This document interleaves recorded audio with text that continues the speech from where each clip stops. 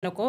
tënk ko nag si ay axe yooyu nag mun nañ ci jël la définition d'un nouveau cadre stratégique boo xam ne dinañ ci amal l'application rigoureuse des recommandations issues si lépp rek loo xam ne ñeel na évaluation indépendante et l'amélioration de la gouvernance du comité de modernisation appelé à tenir des réunions régulières Clédor li nga xam ne moo nekk vision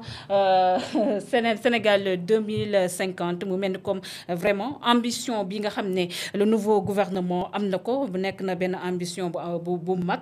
bu ambitieux mun neen ko waxé lool mais dañuy gis né carrément aussi dafa heurté wu si ay défis pour li nga xamné ñu mise en œuvre selon vous lan moy les obstacles majeurs yi nga xamné mun neen ko rencontrer si li nga xamné mo nekk leur vision surtout jëmale ko si l'administration sénégalaise. Waaw merci. Keroog déglu naa discours Ousmane Sonko bi. may rafetlu taxawaayu benn journaliste TFM Ablaye Cissé. bi ci taxaw def ci jàngat ci ay points essentiels. il a trouvé sax que lii dafa waroon nekk au cœur du débat public. parce que dafa indiquer les goulots d'étranglement. Nan ay courrier sax parfois day bloquer l'avancement de projets structurants. Ni désormais chaque blocage aura un responsable identifié. Donc ça veut dire que dinañu rectifier ci côté bobu mbir mi manam dañ ko wara gawal. Projet yi nga xamni amna financement dañ ko wara appliquer rapidement. Yi nga xamni c'est dans le tunnel ñu dirigeanté ko également dans les instances de décision la bëgg wax.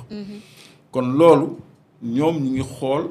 naka lañuy accélérer le pas vers la concrétisation des projets du gouvernement. Maintenant, il y a des goulots d'étranglement. C'est vrai. L'administration, c'est vrai. Chaque blocage aura un responsable identifié, c'est rassurant. Mais ci identification responsable blocage yooyu nañu bàyyi bu baax secrétaire généraux yi nga xam ne ñu ngi ci ministère yeeg ay direction clé secrétaire généraux yi nga xam ni ay magistrats lañu waxuma tous les secrétaires généraux mais damay taxaw ci secrétaire généraux yi nga xam ni ay magistrats lañu parce que dafa am benn solidarité benn corporation boo xam ni da ngay gis magistrat bu def 25 ans de magistrature 20 ans yëpp ñu ngi dans les ministères dans les directions musuñu servir à la cour 5 ans la ñuy servir à la cour 20 ans yëpp ñu ngi soit dans les ministères soit dans les directions ñoom ñooy DAGE ñoom ñooy DAF ñoom ñooy SG ils sont dans l'administration. Quand on parle de deep state maanaam l'état profond mënuñu ci génnee ñooñu. Je ne parle pas de la justice, je parle des magistrats qui sont dans les rouages de l'administration. Ci jamono joo xam ni magistrature dafa manquer personnel dañu surchargé de dossiers parce que loolu c'est ressorti même des assises de la justice que dañu war a yokk le corps des magistrats parce qu'ils croulent sous le poids des dossiers. À ce même moment, il y a des centaines de magistrats dans les DAGE, dans les DAF, dans les SG, dans les ministères, dans les directions yoo xam ne il faut que le Premier ministre s'y intéresse. Il faut que ñooñu ñu delloo leen ci corps magistrature wut ñoo xam ne dinañu mën a gëm seen projet parce que ñu ci bëri dañ fi nekkal l'ancien régime ñu ci bëri dañu nekk en conflit d'intérêts. Je donne un exemple. Le port de Bargny bi ñu jox Dame Diané am na ñoo xam ne dañ koy jàppale parce que ñooñu dañuy jël ay engagements internationaux et puis Macky Sall daf ci am ay intérêts nitu Macky Sall moo ko yor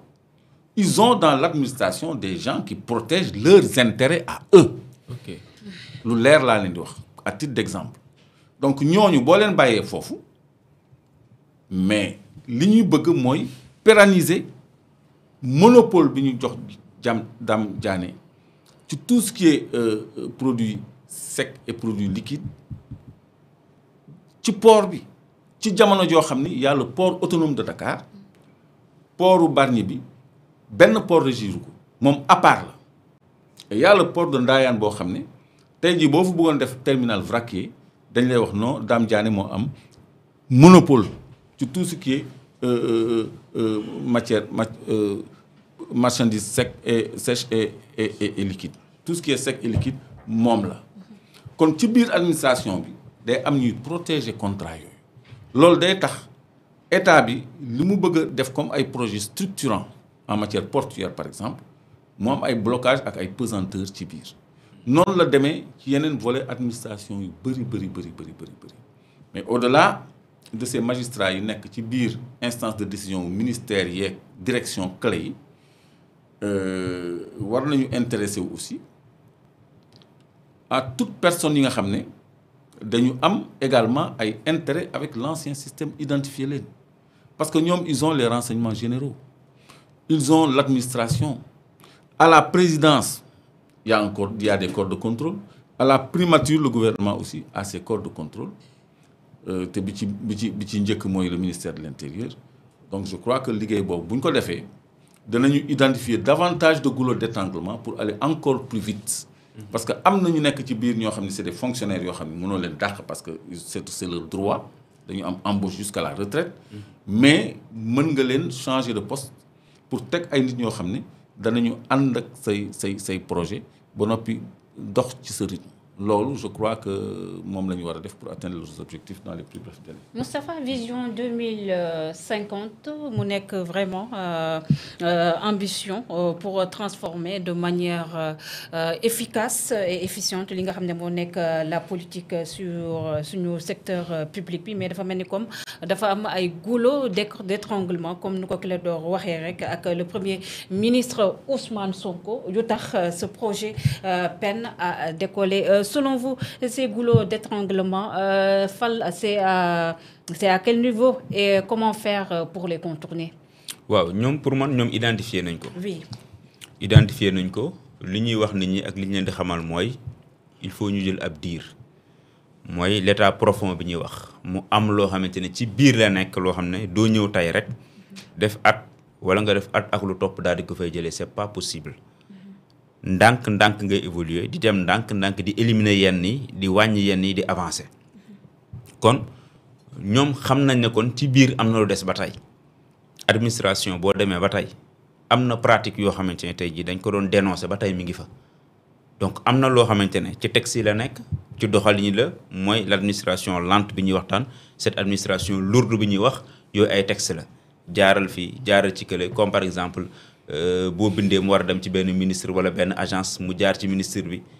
doog a ñëw ci agence wala jaar ci premier ministre dem donc mu doon schéma boo xamante ne pour ñu lijjanti ko dafay doon problème. donc loolu mooy administration bu diis bi nga xamante ne ñoom xam nañ ne il faut que ñu réformer ko pour mbir mi daal di avancer. loolu mooy lu jiitu beneen mbir bi mbirum nit la yow man keneen ak keneen maanaam mbirum nit la mbirum comportement la mbirum doxalin la par exemple jël dara jëlloo moom. ñu xam nañ ne baaxul mais su fekkente ne xam nga ne soo ko defee dara du la ci fekk suba da nga koy defaat keneen defaat ko loolu problème comportement la problème doxalin la léegi problème yooyu li ko mën a lijjanti moo daan mooy justice donc da ngay lijjanti administration bu doon administration boo xamante ne dafay doon lu oyof mu doon bu efficace bu gaaw boo xamante ne ñëpp dañ ciy gis seen bopp dama doon am ku ma doon waxtaanal ku nekk bitim réew États-Unis mu ne ma fii boo amee rendez-vous hôpital am na boo amee hôpitaux yoo xam ne boo amee ak ñoom rendez-vous da ngay xëy ñoom ñoo lay woo rappeler le rendez-vous bi mais gis nga ñooñu niveau bu ñu toll. Ça c'est la numérisation. waaw dañuy xëy. même bu dul loolu yëg-yëg bi. imagine toi nga am rendez-vous wala sa doom war a dem ci dentiste bi nga xëy ñu nga jot benn coup de fil ñu ne dañ doon rappeler tey sa doom am na rendez-vous ci dentiste bi à 12.